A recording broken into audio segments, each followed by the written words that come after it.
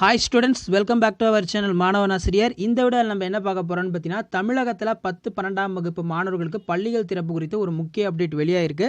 அதை பற்றி தான் இந்த வீடியோவில் பார்க்க போகிறோம். அது பார்க்கறதுக்கு முன்னாடி நம்ம மாணவன் ஆசிரியர் யூடியூப் சேனலை சப்ஸ்கிரைப் பண்ணிக்கோங்க, கீழே இருக்கிற பெல் ஐக்கானையும் கிளிக் பண்ணிக்கோங்க. வாங்க வீடியோக்குள்ளே போகலாம். அதாவது பள்ளிக்கல்வித்துறையிலேருந்து பார்த்தீங்கன்னா எல்லா ஸ்கூலுக்கும் ஒரு சர்க்குலர் அமைச்சிருக்காங்க. அந்த சர்க்குலரில் என்ன இருக்குன்னு பார்க்கலாம். வேலூர் மாவட்டத்தில் உள்ள அனைத்து அரசு உதவி பெறும் மற்றும் தனியார் பள்ளிகள் திறந்து 10 மற்றும் 12ஆம் வகுப்பு மாணவர்களுடைய அந்த கல்வி நலன் கருதி பொது தேர்வு எதிர்கொள்ள ஏதுவாக மாணவர்களை தயார் செய்ய வேண்டும் என்பதால் பள்ளிகளை திறந்து மாணவர்களுக்கு ஆசிரியர் பாடம் குறிப்பது ரொம்ப முக்கியம் அப்படின்னு சொல்லியிருக்காங்க. இதுக்கான கருத்து கேட்பு கூட்டம் 5/1/2021 7/1/2021, அதாவது இன்று வரை பார்த்தீங்கன்னா நடக்க போகிறதா சொல்லியிருக்காங்க. அதாவது பொங்கல் விடுமுறைக்கு பின்னர் பள்ளிகளை திறக்கலாமா அப்படின்னு சொல்லி கருத்து கேட்பு கூட்டம் நடத்த போகிறதா சொல்லியிருக்காங்க. ஸோ இன்றைக்கி பார்த்தீங்கன்னா அந்த கருத்து கேட்பு கூட்டம் நடக்குது. மாணவர்களின் பெற்றோர்களிடமிருந்து பொங்கல் விடுமுறை முடிந்த பின்னர் பள்ளிகள் திறப்பது குறித்தும் அவ்வாறு திறக்கும் போது என்னென்ன பாதுகாப்பு நெறிமுறைகளை பள்ளிகளில் ஃபாலோ பண்ணுறோம் அது எல்லாமே பார்த்தீங்கன்னா எக்ஸ்ப்ளனேஷன் பண்ண சொல்லியிருக்காங்க. ஸோ இந்த சர்க்குலரில் பொறுத்த வரைக்கும் அவங்க மெயினாக யாரை சொல்கிறாங்கன்னா 10 மற்றும் 12ஆம் வகுப்பு மாணவர்களை மட்டும்தான் சொல்கிறாங்க. சரிங்களா? 10 மற்றும் 12ஆம் வகுப்பு மாணவர்களுக்கு பொங்கல் விடுமுறைக்கு பிறகு பள்ளிகளை திறக்கலாமா, ஸோ அதுதான் பார்த்தீங்கன்னா மென்ஷன் பண்ணியிருக்காங்க. 11th ஸ்டாண்டர்ட் பார்த்தீங்கன்னா இங்கே மென்ஷன் பண்ணல எங்கேயுமே.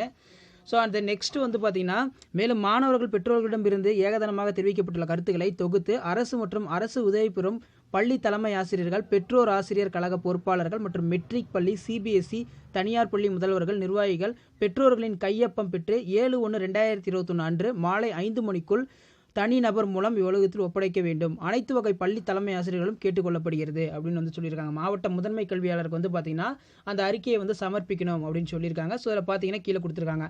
பெறுநர் பார்த்தீங்கன்னா அனைத்து வகை பள்ளி தலைமை ஆசிரியர்கள், பள்ளி முதல்வர்கள் அப்படின்னு சொல்லியிருக்காங்க. கூடுதல் முதன்மை கல்வி அலுவலர், அதே மாதிரி மாவட்ட கல்வி அலுவலர், வட்டார கல்வி அலுவலர், இது மாதிரி ஒவ்வொரு அந்த மாவட்டத்துக்குமே பார்த்தீங்கன்னா அந்த சர்க்குலர் அமைச்சிருக்காங்க.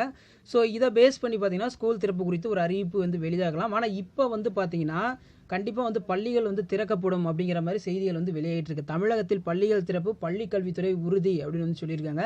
தமிழகத்தில் பொங்கல் விடுமுறைக்கு பிறகு 10 மற்றும் 12ஆம் வகுப்பு மாணவர்களுக்கு மட்டும் முதற்கட்டமாக பள்ளிகளை திறக்க அரசு பரிசீலித்து வருகிறது. இந்நிலையில் தொடர்பாக வழிகாட்டுதல் பள்ளி கல்வித்துறை வெளியிட்டுள்ளது. அதாவது வாரத்தில் 6 நாட்கள் வகுப்புகள் நடத்த வேண்டும். ஒவ்வொரு வகுப்பிலும் அதிகபட்சம் 25 மாணவர்கள் மட்டுமே இருப்பதை உறுதி செய்ய வேண்டும். தனியார் பள்ளிகள் அதிகாரிகள் ஒப்புதல் பெற்று பள்ளிகளை திறக்க வேண்டும். இந்த மாதிரி பார்த்தீங்கன்னா கைட்லைன்ஸ் வந்திருக்கு பள்ளி கல்வித்துறையிலிருந்து.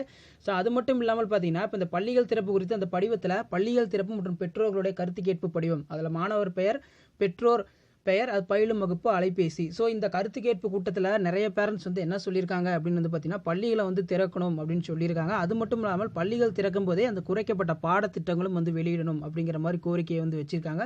ஸோ ஒரு சில பெற்றோர்ஸ் என்ன சொல்லியிருக்காங்கன்னா பள்ளிகளை பார்த்தீங்கன்னா திறக்க வேணாம், ஆன்லைன் மூலமாக எக்ஸாம் வைங்க அப்படிங்கிற மாதிரி சொல்லியிருக்காங்க. ஸோ இது ரெண்டில் எப்படியா இருந்தாலும் மெஜாரிட்டியாக யார் ஸ்கூல் ரீஓப்பன் பண்ண சொல்கிறாங்க, யார் ஸ்கூல் ரீஓப்பன் பண்ண வேணாம் சொல்கிறாங்க. ஸோ அந்த ஒரு அனலைஸ் எடுத்ததுக்கப்புறம் தான் எதுவாக இருந்தாலும் நமக்கு தெரியும். ஸோ அதுக்கான அந்த ஃபார்மெட்டும் பார்த்தீங்கன்னா இங்கே இருக்குது. சரிங்களா? இது பார்த்தீங்கன்னா பெற்றோர் கருத்து கேட்பு படிவம் அப்படின்னு சொல்லியிருக்காங்க.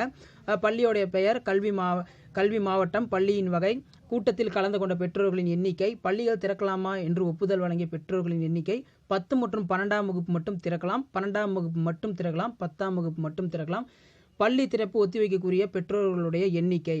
ஸோ அதெல்லாம் பார்த்தீங்கன்னா இங்கே ஃபில் பண்ண சொல்லியிருக்காங்க. தலைமை ஆசிரியர் மற்றும் முதல்வர் தாளர்களுடைய அந்த சீல், சரிங்களா? அதே மாதிரி பிரின்சிபாலோட அந்த சீலு, சிக்னேச்சர் போட்டு அனைத்து மாவட்ட முதன்மை கலருங்க பார்த்தீங்களா அங்கே அனுப்ப சொல்லியிருக்காங்க. ஸோ இதுதான் பார்த்தீங்கன்னா இப்போ வெளியான ஒரு அப்டேட்டு அப்படின்னு சொல்லலாம். ஆனால் கல்வித்துறையிலேருந்தே அப்டேட்னு சொல்லிட்டு பார்த்தீங்கன்னா நியூஸில் நிறைய மீடியா சேனல்ஸில் போட்டுட்ருக்காங்க பள்ளிகள் திறப்பு இந்த மாதிரி உறுதியானது அப்படின்னு. ஸோ நம்ம வெயிட் பண்ணி பார்க்கலாம் எப்படி அந்த கருத்து கணிப்போட ரிசல்ட் வந்துடும். அந்த ரிசல்ட் வந்துச்சுன்னா கண்டிப்பாக ஸ்கூல் ரீஓப்பன் பண்ணுறாங்களா இல்லையான்னு நமக்கு தெரிஞ்சிடும். தேங்க்யூ.